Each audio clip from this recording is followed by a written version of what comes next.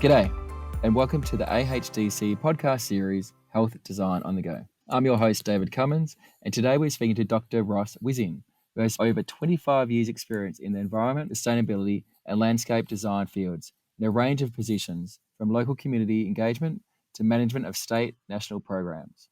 Recently, Dr. Ross completed his PhD at Deakin University on creating sustainable residential landscapes in Geelong. Ross has also recently produced a social prescription paper, which I'm very excited to discuss today as part of our landscape series. Welcome, Dr. Ross. Thank you for your time to be here. My pleasure, Dave. For those who do not understand what creating sustainable residential landscapes is, do you mind just explain a little bit more about your research and exactly how important that is to not only the community, but to the health of the public? What are the principles and advantages of outdoor spaces? Well, there's many advantages of outdoor spaces. In terms of principles, there's three main principles that underpin my research. And in order of importance, the first one is ecological. So looking at ecological processes that create local climates and also local landscape conditions. The second one is human factors. So that's a range of things from personality traits to attitudes to individual values, as well as social norms. And the third one is the relationship between ecological characteristics and human characteristics, which is the built environment. So those three principles in particular, which operate at a pretty high level, are what underpinned and influenced my work. So, understanding them as the main principles, what are those advantages? At this point in time, I'm happy to talk about as a public, but obviously as a patient, what are the advantages to the general community knowing that there's more outdoor spaces?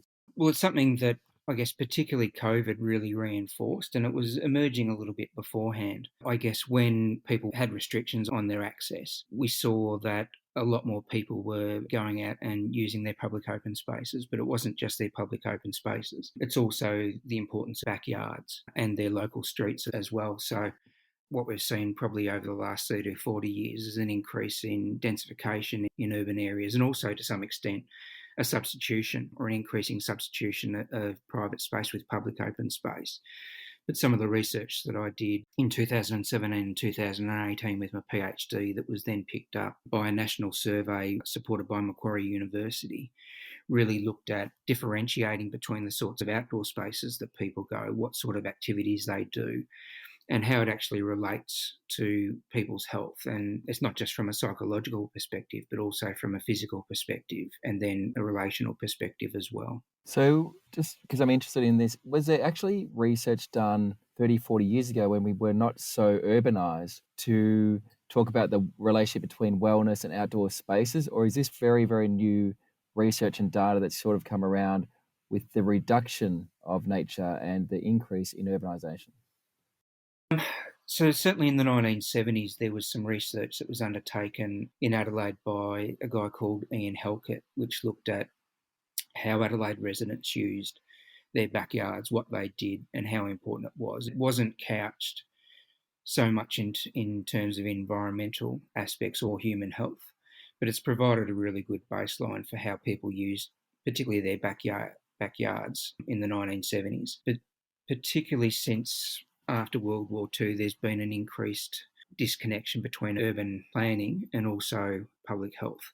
Whereas, probably for the century before that, and certainly in ancient Greek society, but also Aboriginal Australian society, there was always a very strong connection and understanding between the health of people and the health of landscape. And so for, as I was saying, probably the 50, 60 years after World War II, there's been a moving away from it and a bit more of a siloing approach. But as I was saying before, just before COVID, it was starting to happen, and then COVID has really emphasised the importance of the integration of human health and environmental health. So, I'm a property developer, and generally speaking, we will see land and we will see money and we'll see opportunity. Obviously, as a landscape specialist, you will see the same three things, but from a different side of the coin. How do we get that balance of, creating value for money, but also maintaining the wellness and health of the community through public spaces? I guess in the first instance, it's really looking at what our eco footprint is. And so Australia's eco footprint for most residents is about 4 times what our fair share is, so what the ecological capacity of our environment is. And some research that was undertaken by EPA Victoria it was around about 2005 and 2008 found that low-density residential living was actually 25% more sustainable than medium and high density. But the problem that we've had, again, really since World War II, is that the low-density residential landscapes have become a lot more aesthetic in focus, whereas before that time, the backyard in particular and Australian suburbs had a much stronger focus on people growing their own food and meeting their own needs in the backyard. So if you're looking at it from an eco-footprint perspective, and particularly like food's a really good example, it takes up 30 to 40% of the eco-footprint, yet we only need for the average family about 150 square metres of land to grow pretty much all of your vegetables and all of your fruit, which is a really significant component of the diet. But I guess what we've been seeing is as cities have been growing bigger, the transport network hasn't been able to keep up with the growth of suburbs, is that there's a desire to, densify, and in some ways that makes sense. But then in many ways, actually, the more houses that you have per acre, obviously, or generally, the more hard surfaces you have. And what that also means is that you then don't have the capacity to grow food. So I guess that was why I was sort of looking at low density residential in my PhD, was to actually say, well, in the first instance, what's a sustainable landscape? As a landscape architect, a lot of it's about spatial metrics. So how much of the average Australian block, which is 735 square metres, how much of that would you need to devote to food production? If we were to mitigate urban heat island effect, what percentage of the block would need to be covered under shade so that you avoid things like air conditioning? Similarly, what's the size of the roof catchment that you would need to capture all of the rainwater? And rather than investing in big infrastructure, more dams, more pipelines for potable water, how do you capture and how do you treat that on site? And then the benefit of that is that if people are using, rainwater runoff for drinking and for showering and for laundry and for dishwashing and all that sort of stuff, it does a couple of things. It reduces, as I mentioned before, the requirement to need more dams in an increasingly drying environment, but also it reduces the amount of stormwater runoff that goes into our streams. So it's a double benefit.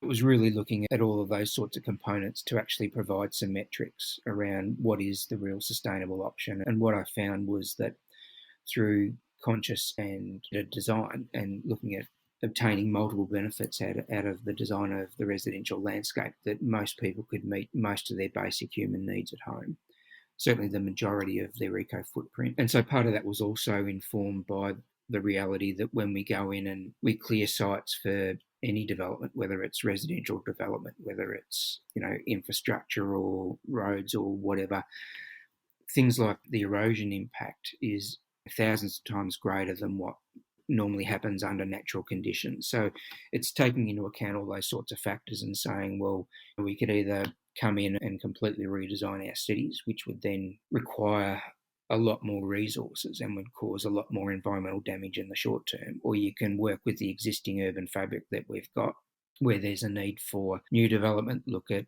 better ways of designing, particularly medium and high density areas. And people like Rob Adams had some really innovative approaches a bit over a decade ago in Melbourne that looked at similar sorts of things. There's an overwhelming desire over time for people to live in low density residential areas. And so urban areas now, cities as we know them, is really, I guess, unique, and it's opposite to how we've lived for most of our life. So, for example, when Australia was colonised, about 10% of England lived in cities. It's now 50%, it's now 70%. So it's trying to work with both ecological and human nature and work with what people want to do. And there's also some pretty significant health benefits that come out of that in terms of meeting addressing not just psychological and mental health benefits, but as I was mentioning before with food, if people are self-sufficient in their food, that moderate exercise, which generally takes 6 to 8 hours a week, also meets their physical health guidelines. But there's also a lack of evidence around that, and that was one of the things that I was trying to do in that research, but also probably more so in some of the more recent research that I've been doing. You've obviously done a lot of research into the past and the present with the importance of urban dwellings. I know recently, especially in Geelong in Victoria, you've produced a green and social prescriptions paper. My understanding of that is that it's sort of taking us to the future. So how do you see the future of this space? Like, it sounds very dire. It sounds like we're running out of space. It sounds like we've got to become more self-sufficient. And the problem, according to me, is only going to continue to increase and get worse if we don't do something about it. So I'm pretty sure your paper highlights that. So do you mind just take us through that paper a little bit more, please? The picture to some extent is dire. I'm fairly optimistic though, and I guess it was one of the reasons why I was looking at the real motivations that drive sustainable behaviour. So, as I mentioned before, I'd worked in environmental education and action programs for over a decade, and one of the things that we found was that we could get a lot of rural adult, but we couldn't get urban adult engagement. And so it was then looking at, well, why is that? And part of the reason is that people look after their backyards. That takes into account 70% of the landscape. That's where their interest is. So, what are the motivations for it? And it's largely non environmental sorts of things. It's things like it's cheaper, or in the case of food, for example, I like the taste of it. I like being able to go out at night and pick what's fresh and use that in my diet. I want to show my kids and grandkids how to grow it. So it was those motivations rather than the environmental motivations and trying to change environmental values. And so that was the first part of the research. The second part was then saying, well, how do people actually live in their backyards? And one of the really interesting things that I found was that people are far more sustainable when you go and have a look at their backyards than what we actually give them credit for. And so they don't see them as environmental values, but it's really addressing the main barrier, which is, decreasing lot size for people to go and grow food or to capture stormwater or to plant trees. So on one hand, I'm really optimistic that there's this innate drive for people to do it. So it's how do you work with that? But then it's also dealing with things like legislation and policies and making sure that there's a good understanding of what the spatial requirements actually are and then protecting them. So that's the first aspect, as I was sort of talking about before, in terms of the principles, is really looking at, well, how much land do people need? How do you protect that? But then also, and this is where the green prescriptions, the social prescriptions come in, different environments will have different benefits for different people, and some will actually encourage people to be out in the open space, and then others won't. So from the green prescription perspective, there's some of the elements that I'm particularly interested in. So what are the features that encourage people where there aren't features? How can you actually design environments so that you're encouraging a preventative approach? Because what we're seeing, over the last 40 or 50 years is a dramatic decrease in the number of people that meet physical health guidelines. Part of that's the way that society, or urban design has gone in the past 50 years.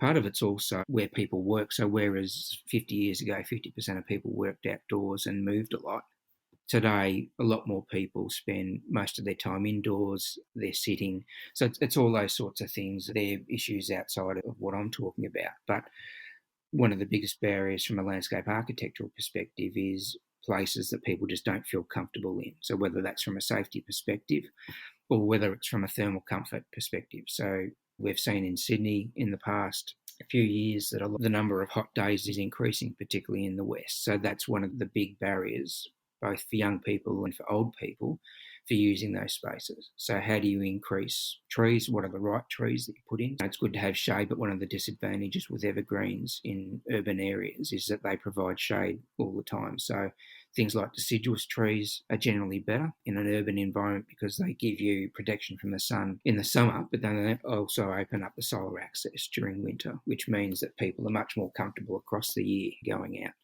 But then there's also distance to things like public open space. And, generally, if a space is within about 400 metres of where someone lives, then they're more likely to use it, assuming the open space actually has the features that they're interested in. And then generally those open spaces are linked by streetscapes. And we've seen, obviously, with the increase in traffic again over time, that there's a lot more traffic. Traffic generally has become faster. Parents are less willing to let their kids get out there. It's almost a perfect storm of factors, which has led to a scenario where people aren't as active as what they wanted to be or what they historically have been. So how do we redesign the landscapes? So noting that a lot of people listening today will be landscape architects, will be architects, certainly we're in the world of health. What would you like to see, and certainly in the next 5-10 years, what would you like to see, certainly in the world of health and community, to try and help reduce this burden and try and enhance and provide positive outcomes for patients and for the community? So the first thing, the most critical thing, is really getting common understanding within the profession and between the profession. And so one of the really important things that came out at the start of this year from the Australian Institute of Landscape Architects is some guidance on green infrastructure. So that's the first thing.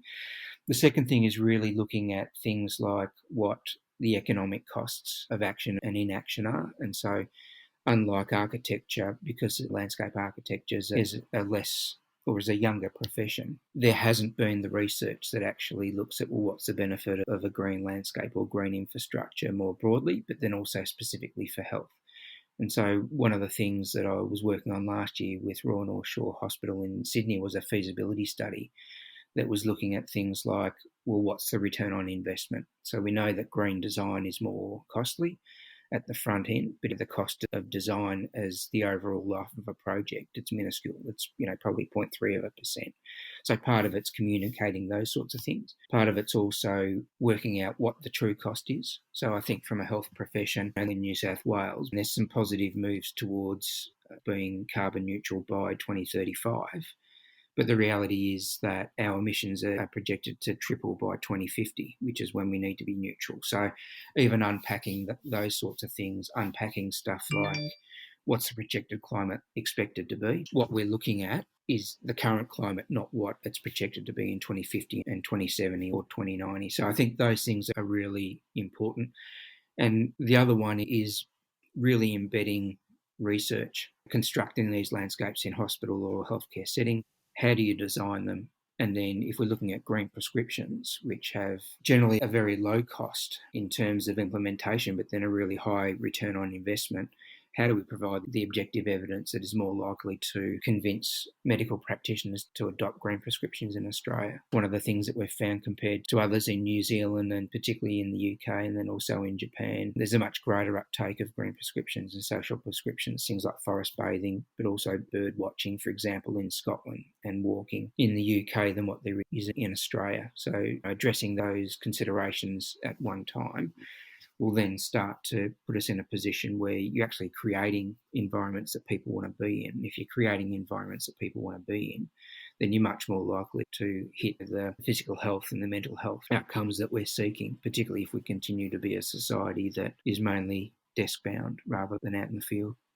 Yeah, it's a really good take-home message, especially for all the designers and architects and health planners and property developers out there. Green is the way of the future. To actually produce green and save green and be green, I just think it's absolutely paramount, especially for the well-being of patients and community. So thank you so much for your time to be here. People who have done the research like yourself, who's really just putting on the forefront exactly how important it is to have these green spaces, especially considering years ago we didn't actually have this issue, and now it does seem to be a growing concern. And certainly people like you have done your research in Geelong and around Australia. It's certainly benefiting all of us and challenging us more as thinkers in this world. So thank you very much. My pleasure, Dave. You have been listening to the Australian Health Design Council podcast series, Health Design on the Go. If you'd like to learn more about the AHDC, please connect with us on our website or LinkedIn. Thank you for listening.